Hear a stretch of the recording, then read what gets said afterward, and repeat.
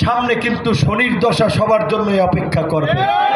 একটা কথা বলতে চাই, একদিকে আমরা আগামী ফেব্রুয়ারিতে নির্বাচনের জন্য রাজনৈতিক দলগুলো মাঠে নির্বাচনী গণসংযোগে নেমে পড়েছি। নির্বাচন হবে, আমরা আশাবাদী।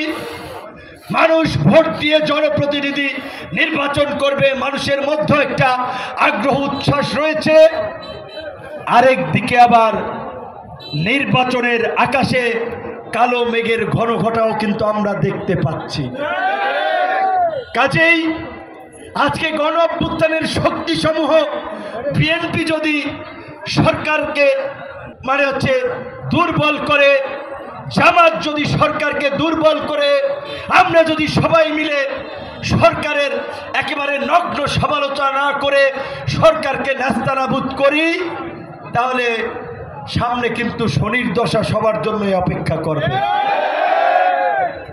তো কাজেই স্থান কাল পাত্র ভেদে আমাদের ভূমিকা নেওয়া প্রয়োজন, প্রেক্ষাপট বিবেচনা করে আমাদের কথা বলা প্রয়োজন। এখন কিভাবে একটি অবাধ সুষ্ঠু নিরপেক্ষ নির্বাচন করা যায়, কিভাবে জনগণের ভোটের মাধ্যমে জনপ্রতিনিধি নির্বাচনের একটা ব্যবস্থা করা যায়, আমাদের সকল রাজনৈতিক দলকে সেই দিকে মনোযোগ দেওয়া উচিত। আজকে যদি কথার বাহাসে টেলিভিশন পত্রপত্রিকা নিউজের হেডলাইনের জন্য শুধুমাত্র কথার বাকযুদ্ধ চালায়, সেই পরিস্থিতি কিন্তু কারো জন্য ভালো কিছু বয়ে আনবে না। আমরা যে কথাটি বলতে চাই বন্ধুগণ, আজকে আমরা বারবার বলছিলাম সমস্ত রাজনৈতিক দল জুলাইয়ের পক্ষের শক্তি। কাজী আগামীতে আমরা যে কাঙ্ক্ষিত নতুন বাংলাদেশ চাই, সেই বাংলাদেশ রাতারাতি গড়ে উঠবে না।